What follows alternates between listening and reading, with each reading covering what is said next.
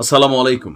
অনেকে বলেন যে ভাই আপনি মাঝে, মাঝে অনেক ভিডিওতে বলেন ২০২৫ সাল নিয়ে একটা আ কি বলা হয় যে ধরেন ভবিষ্যৎবাণী আছে যে সারা পৃথিবী যুদ্ধে জড়িয়ে পড়বে। কথাগুলা কি সত্য নাকি মিথ্যা?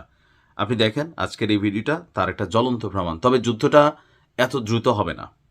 আমি এর আগে একটা ভিডিও দিছিলাম যে ২০২৭ সালে চীন এবং আমেরিকা যুদ্ধে লিপ্ত হবে।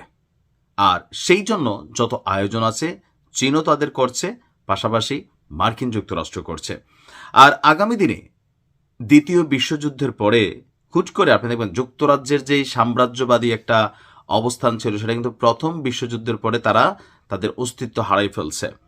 এরপর আমেরিকা দীর্ঘদিন অবজার্ভ করে সারা পৃথিবীকে, মানে এখন যেমন পৃথিবীতে বিভিন্ন দেশে তারা রাজনৈতিক হস্তক্ষেপ করে, সামরিক হস্তক্ষেপ করে, দ্বিতীয় বিশ্বযুদ্ধের পরপর তারা কিন্তু অনেকটা সময় নীরব ছিল। এরপরে হুট করে তারা আপনার কি বলে যে অর্থনৈতিকভাবে নিজেদেরকে শক্ত করলো, সব দিক থেকে তারা নিজেদেরকে প্রতিষ্ঠিত করলো। এরপরে একে একে সারা পৃথিবীকে কন্ট্রোল শুরু করলো।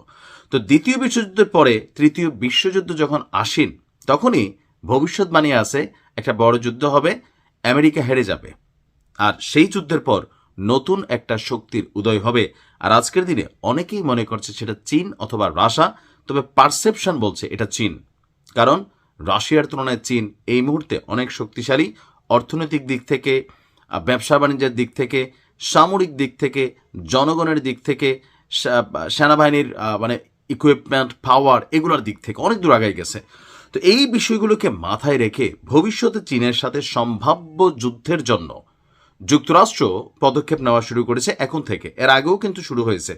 তো এখন যেটা সামনে আসছে যে যুক্তরাষ্ট্রের হাতে যে পরিমাণ অস্ত্রের মজুদ আছে এ নিয়ে যুক্তরাষ্ট্রের প্রতিরক্ষা দপ্তর, সদর দপ্তর পেন্টাগন তারা শঙ্কা প্রকাশ করেছে। এ কারণে এই মুহূর্তে 12টি গুরুত্বপূর্ণ অস্ত্রের উপর জোর দিয়ে উৎপাদন হার দ্বিগুণ, এমনকি কোনো কোনো মেশিনারিজের উৎপাদন হার 4 গুণ করারও আপনার কর্মকাণ্ড শুরু করে দিয়েছে, বিশেষ করে দূরপাল্লার ক্ষেপণাস্ত্র।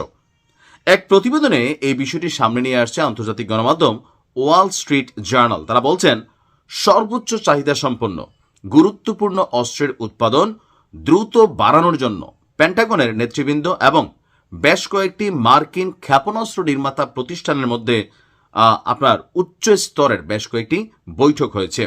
ওয়াল স্ট্রিট বলছে এই প্রচেষ্টা শুরু করার জন্য জুন মাসে পেন্টাগনে এক গোলটেবিল বৈঠকে শীর্ষ ক্ষেপণাস্ত্র সরবরাহকারীদের ডেকে পাঠানো হয়েছিল।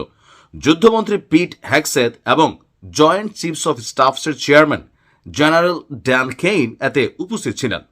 তো এই বৈঠকে অস্ত্র নির্মাতা, তারপর হচ্ছে রকেট প্রোপালান্টের মতন গুরুত্বপূর্ণ যন্ত্রাংশ সরবরাহকারী, বাজারে নতুন মেশিনারিজ নিয়ে আসা, প্রযুক্তিকে বিট করা এই প্রতিষ্ঠানগুলোর সাথে দীর্ঘ বৈঠক হয়েছে।